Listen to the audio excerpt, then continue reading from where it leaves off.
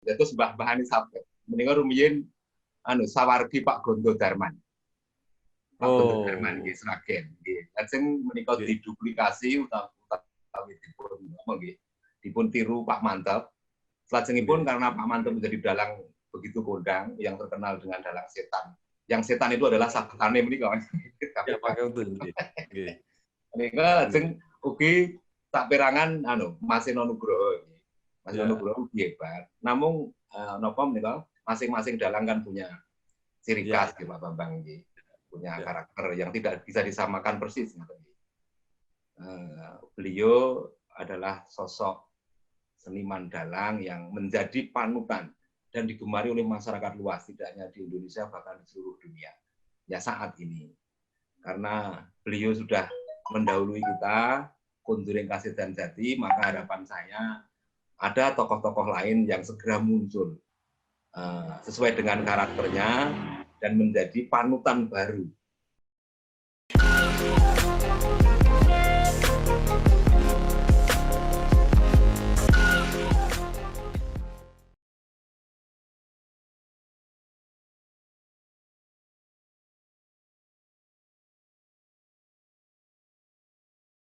Assalamualaikum warahmatullahi wabarakatuh.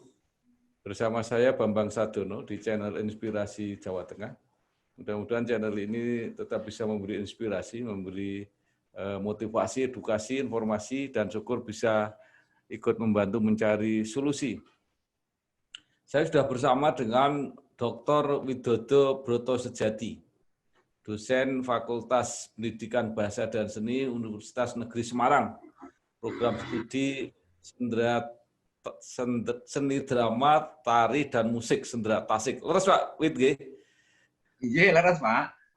Ya, baik. Tapi sehari-hari Dr. Widodo ini adalah Ketua Harian Pepadi Jawa Tengah, organisasi kemasyarakatan kebudayaan yang mengurus pewayangan, karawitan, dan sebagainya, para dalang, dan sebagainya. Pak Widodo, saya ingin mengajak diskusi tentang fenomena Ki Seno Nugroho. Ki Seno Nugroho ini banyak yang menilai bahwa almarhum adalah dalang yang komplit. Nah, pertanyaan saya adalah kepada Pak Wid yang memang ahlinya, sebenarnya kelengkapan apa saja yang diperlukan atau keahlian apa saja yang diperlukan seorang dalang sehingga dia dianggap dalang yang sempurna, yang ideal, yang paripurna gitu Pak. Monggo Pak Wid. Iya, matur sembah nuwun Pak Bambang Sadono. Iya. Menawi wonten ing donyaning pakliran, menika secara teknis memang dalang harus memiliki kemampuan beberapa elemen pertunjukan wayang kulit Pak Bambang. Antara lain sabet. Nah, sabet menika mangke ing lebetipun wonten cepengan. Cepengan itu memegang wayang. Nggih. Lajeng solah. Ya, solah itu menggerakkan wayang. Kemudian tanceban. Tanceban menika napa menika nancepaken wayang wonten ing deplok menika. Lajeng entas-entasan nggih. Entas-entasan menika pengentas wayang dari kelir itu untuk dimasukkan ke kotak. Nah, itu baru satu unsur, namanya sabetan. Kemudian ada unsur lain, catur, Pak Bambang. Catur menika inji. Catur itu di dalamnya ada ginem, kemudian pocapan, janturan, onto wecono. Artinya di dalamnya ada dialog antar tokoh, bagaimana membedakan karakter tokoh. Kemudian ada janturan. Janturan itu mendeskripsikan keadaan baik tokoh maupun keadaan adegan ya di negara mana, di Taman Sari apa di mana begitu oleh dalang. Kemudian ada pocapan. Pocapan itu gending tidak berbunyi, kemudian dalang menggambarkan peristiwa yang sedang terjadi dalam keadaan gending tidak berbunyi. Kalau janturan tadi dalam keadaan gending sirep Pak Bambang. Lalu ada lagi onto wecono tadi. Ontowucono menika tadi dialog gitu kayak ya, monolog dan dialog tokoh. Pewayangan sesuai karakternya. Menika nembe kalih nggih, wonten melih dudukan kalian keprakan. Nggih, dudukan kalian keprakan menika keprak menika kecrek menika Bapak. Ya. Lalu dudukan menika ingkang menika dodok kotak mawi cempolo. Cempolo nggih. Ya, itu sangat berkait dengan kode-kode tertentu yang diinginkan oleh dalang dan terikat oleh kaidah estetik yang berlaku. Kalau dodokan meminta gending sampah, misalnya, dodokannya dok, misalnya begitu. Meminta gending srebek, dodok, misalnya begitu. Kemudian meminta gending sirep, meminta gending untuk apa dipercepat dan lain-lain. Suwuk dan lain-lain, itu ada kaidahnya. Pau sampun sabetan, lajeng dodokan keprakan, lajeng catur, kemudian suluk. Suluk, iya. Suluk itu suara dalang ketika nembang di panggung pertunjukan itu ada banyak macam. Ada patetan, kemudian ada odo-odo, kemudian ada sendon, kemudian juga ada kumbangan. Nah selain itu nanti sanggit lakon Pak Bambang harus menguasai juga sanggit lakon. Ini. Kemudian penguasaan terhadap garap gending. Nah ini. Jadi memang persyaratannya kompleks Pak Bambang. Untuk menjadi dalang. Apalagi seperti Swargi Pak Seno itu juga memiliki sensitivitas lucu yang luar biasa dan bisa di berbagai adegan. Lelucon itu. Kalau pertama saya mau tanya, kalau drama itu masuk di mana? Drama wonten ngen sanggit lakon. Oh, sanggit lakon itu di drama ya. Jadi lakon. yang mau mempertajam posisi tokoh-tokoh dalam perdebatan itu. Iya.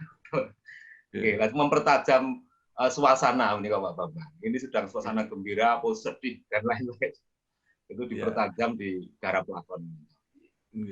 Lajeng kalau sastra itu masuk di mana? Di catur kalau mau. Oh, catur. Wonten catur itu. Itu harus paham tentang Udonegoro, penguasaan terhadap tata bahasa Jawa dan lain-lain. Dalam dunia pewayangan itu ada 13 tingkatan bahasa Pak Bambang. Jadi tidak gampang. Ada bahasa kedatonan dan lain-lain. Lalu kalau humor itu termasuk unsur atau sebenarnya hanya selingan atau hiasan gitu Pak Wid? Menika saged pun wastani hiasan nggih. Menawi unsur bakunipun wonten kala wau.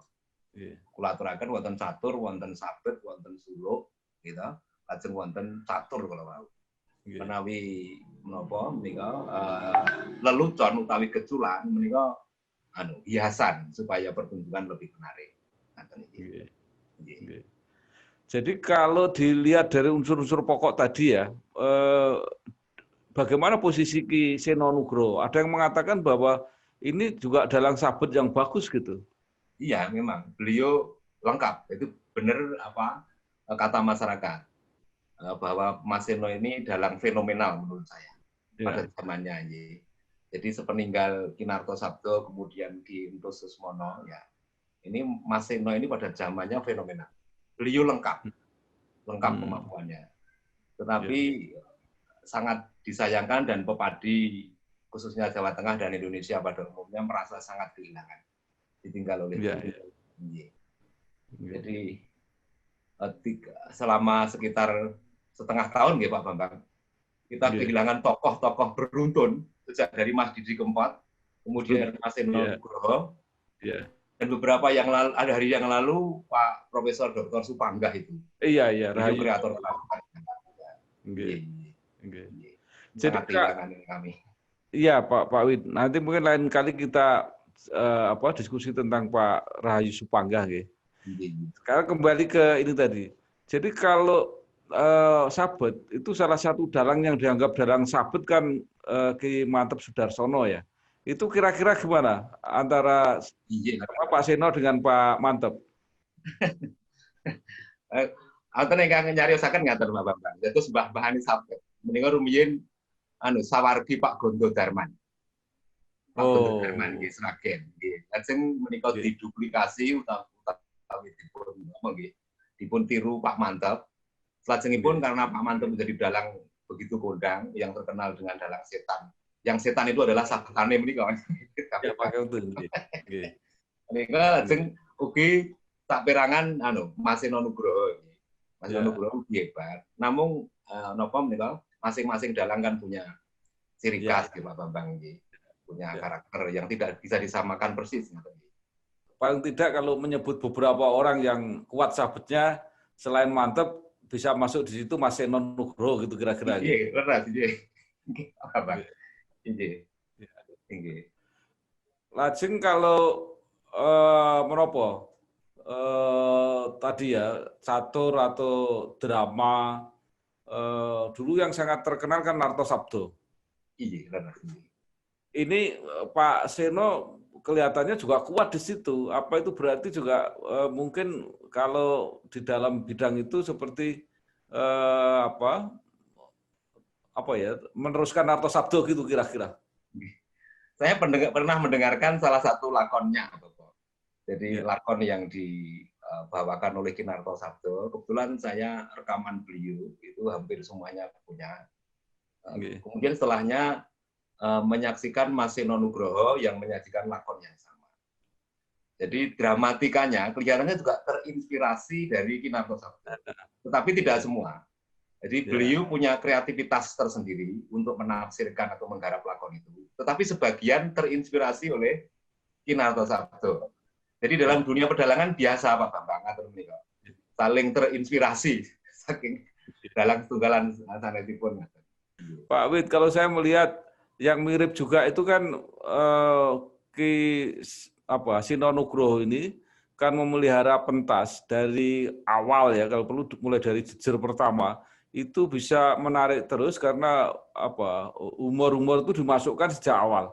Itu kan hampir persis seperti Kinarto Sabdo itu. Narto Sabdo itu kan raja aja bisa bisa gojekan gitu kasarnya gitu. Iya, leres Pak.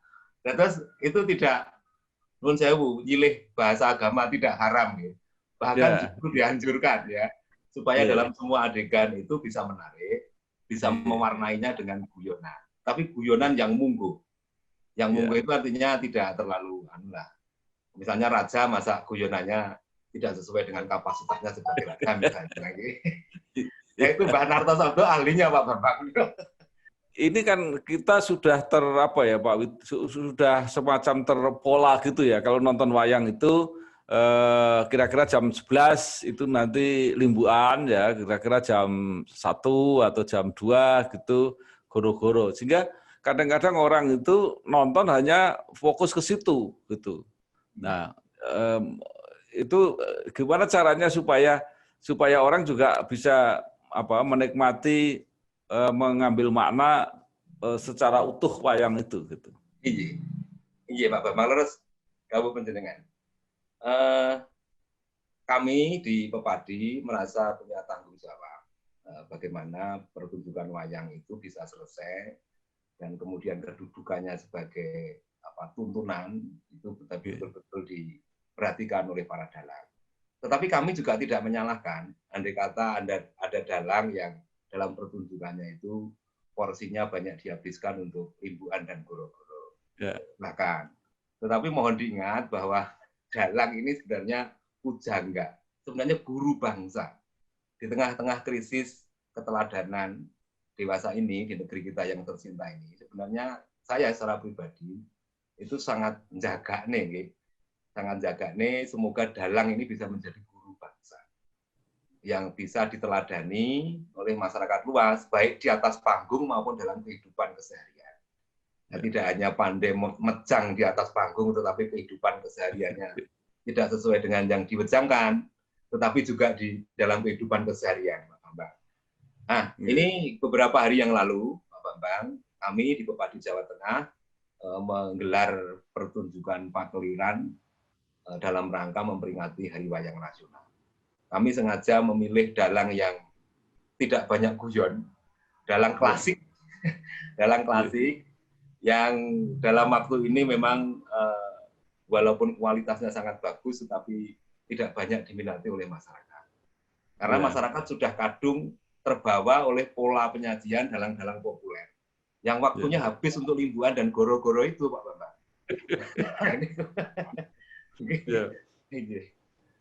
Ya, kalau begitu Kisino Nugroho ini termasuk apa ya yang sangat piawai dalam meramu gitu ya. Jadi tidak kehilangan cerita, tapi juga orang terpikat terus karena diselani dengan kejenakaan yang maksimal gitu kira-kira Pak. Iya terus Pak.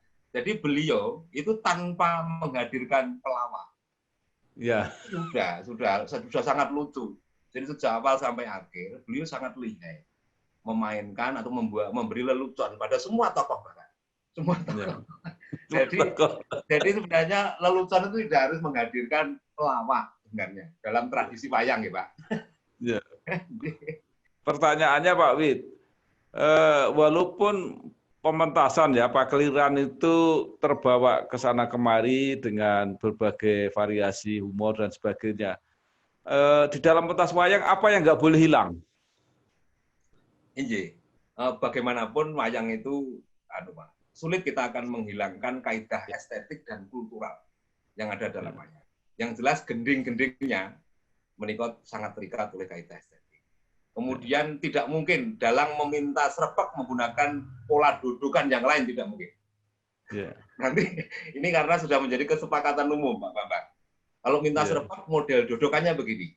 Kalau minta sampah dodokannya begini. Demikian pula keperaan dan lain-lain, suluan dan lain-lain, patet dan lain-lain, Pak. Kelihatannya sulit untuk menghilangkan itu. Sudah menjadi kaidah estetik dan kultural gitu ya. Oke, sebelum itu saya mau tanya, di mana posisi pakem? Supaya pedoman pokoknya gitu. Jadi pakem itu kan definisinya aturan, ya Pak. Aturan yang disepakati bersama secara konvensional gitu ya. Nah, itu ada pada semua unsur wayang tadi, Pak. Jadi ada pada dudukan, ada pada catur, ada pada sabetan, gitu, dan lain-lain. Jadi apakah mungkin omongannya Werkudara kemudian dibuat kecil? Itu kan nggak mungkin. Nggak mungkin. Gitu.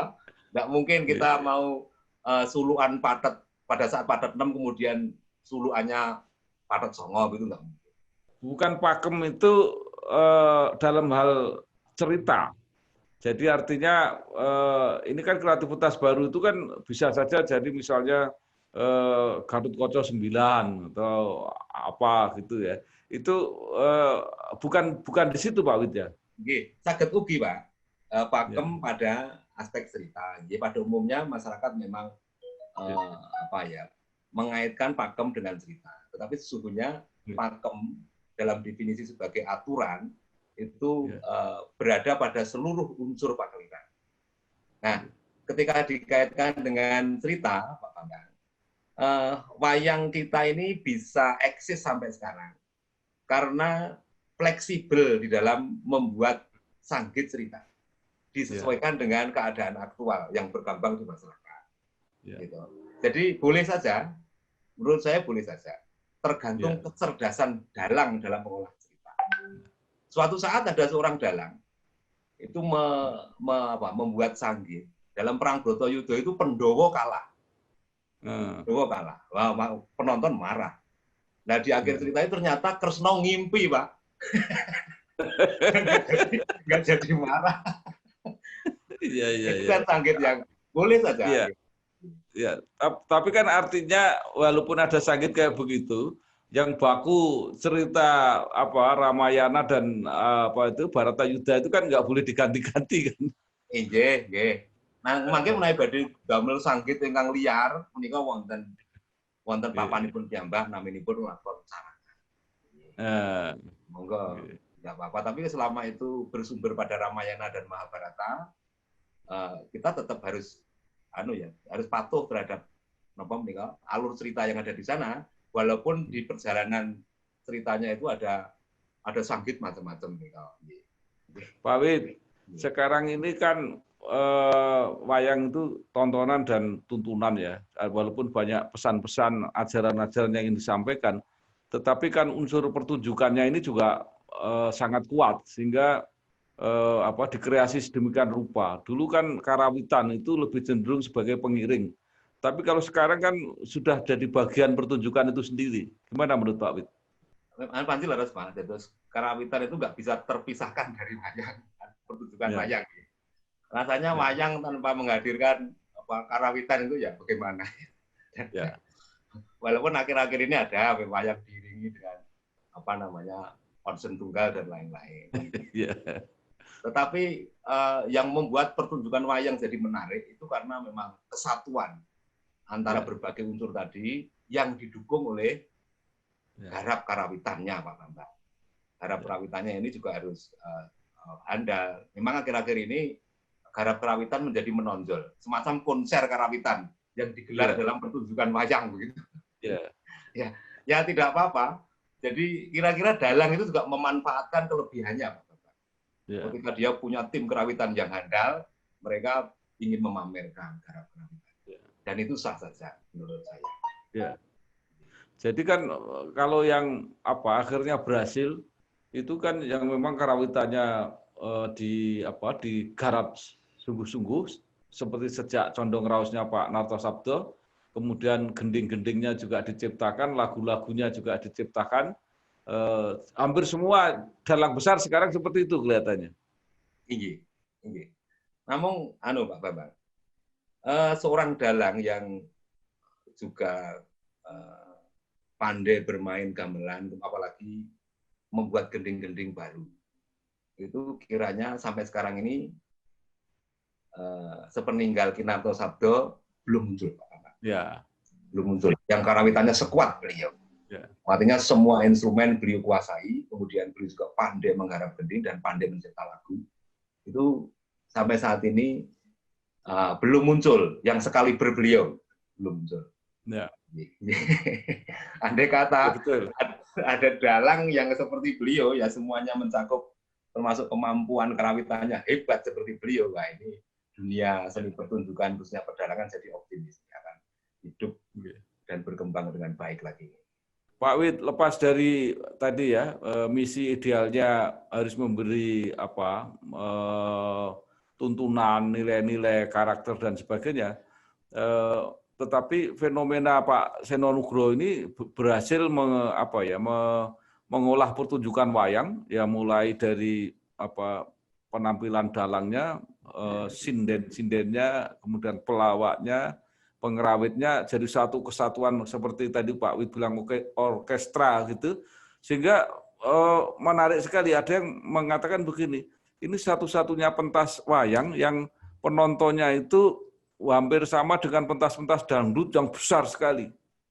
Nah, ini trennya kemana ini wayang kulit kita ini? Iya. Jadi memang secara organisasi maupun pribadi saya bangga dengan Pak Seno. Artinya beliau ini selain secara teknis menguasai aspek-aspek atau elemen-elemen seni pedalangan, beliau juga lihai memanage.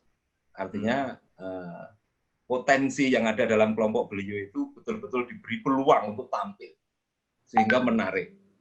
Jadi saya kira beliau sangat paham tentang pengerawitnya, berikut bakatnya. Jadi dimanfaatkan betul, Pak. Untuk mendukung kesuksesan tampilan beliau ini. Iya. Jadi seperti manajer sekaligus sutradara gitu ya kira-kira ya. Luar biasa. Namun emanipun kok yuswanipun boten panjang. Iya, itulah. Pak Wid, yang satu lagi yang mungkin ini perlu jadi fenomena baru ya, apalagi di era pandemi ini, itu adalah pentas virtual. Menurut saya salah satu yang sukses itu memang Pak Seno Nugroho. Saya baru saja berkomunikasi dengan penggemar Pak Seno itu ternyata sampai di luar negeri. Jadi orang-orang Indonesia yang bekerja di luar negeri ini salah satu hiburannya itu. Nah ini kemana ini arah ini akan diikuti oleh dalang-dalang yang lain? Ini dalam hal ini memang beliau sangat cerdas, Pak. Jadi jauh sebelum ada pandemi ini kok. Rikala rumiyin UNES ngrawuhaken panjenenganipun sareng kalian Mas Sigit. Itu beliau sudah menjadi YouTuber yang subscribernya banyak sekali. Saya saja dulu tidak memprediksi kok dunia akan memasuki situasi seperti ini. Wah, ternyata beliau memulai, Pak, pionir itu, Pak, dalam dunia sini. Dan ini ujian berat bagi teman-teman para peraga pelaku seni. Jadi kita memang harus bisa eksis dalam setiap keadaan, dalam dinamika keadaan, dalam setiap tantangan ya. Ini sebuah tantangan berat bagi kawan-kawan pelaku seni pertunjukan, karena memang kalau mereka menyajikan pertunjukan itu dikerumuni oleh massa. Sementara aturan dari pemerintah tidak boleh berkerumun. Nah ini, bagian teman Pak ini, sebagian teman yang tidak bisa beradaptasi dengan keadaan seperti ini ya isinya mengeluh. Tetapi sebagian yang lain itu memanfaatkan situasi ini sebagai kesempatan ya. Jadi kesempatan untuk membuat kreasi-kreasi termasuk pentas virtual ini kok.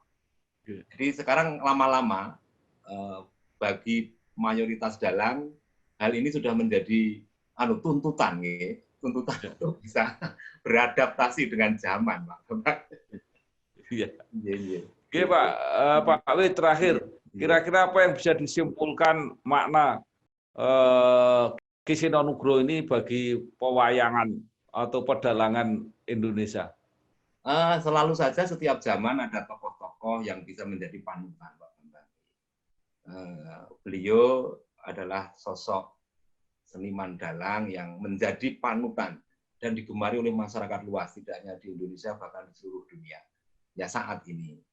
Karena beliau sudah mendahului kita, kunjuring kasih dan jati, maka harapan saya ada tokoh-tokoh lain yang segera muncul sesuai dengan karakternya dan menjadi panutan baru yang bisa membawa dunia seni pedalangan menjadi lebih hebat lagi di kelak kemudian hari. Karena ini menjadi salah satu unsur yang membanggakan bangsa, unsur kebudayaan kita yang menjadi kebanggaan bangsa. Kalau kita ngaten Pak Bambang. Ngaten Pak Dr. Widodo Broto Sejati, dosen Fakultas Pendidikan Bahasa dan Seni Universitas Negeri Semarang, yang juga Ketua Harian Opadi Jawa Tengah. Terima kasih atas semua materi-materi yang dibagikan kepada kita semua.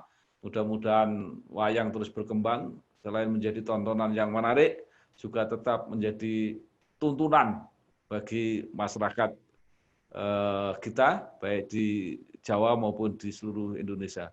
Terima kasih Pak Wid, matur nuwun. Wassalamualaikum warahmatullahi wabarakatuh. Waalaikumsalam warahmatullahi wabarakatuh. Di Semarang, salah seorang warga yang aktif menjadi pegiat media baru atau YouTuber adalah Bambang Sadono, mantan anggota DPR RI periode 2004-2009 dan anggota MPR periode 2014-2019. Sosok yang pernah malang melintang di dunia pers ini aktif membuat konten edukasi politik dan promosi kebudayaan yang disiarkan lewat kanal YouTube-nya Inspirasi Jateng dan Inspirasi Bangsa. Konten yang ia unggah pun mendapat respon positif dan animo yang cukup besar dari masyarakat Jawa Tengah.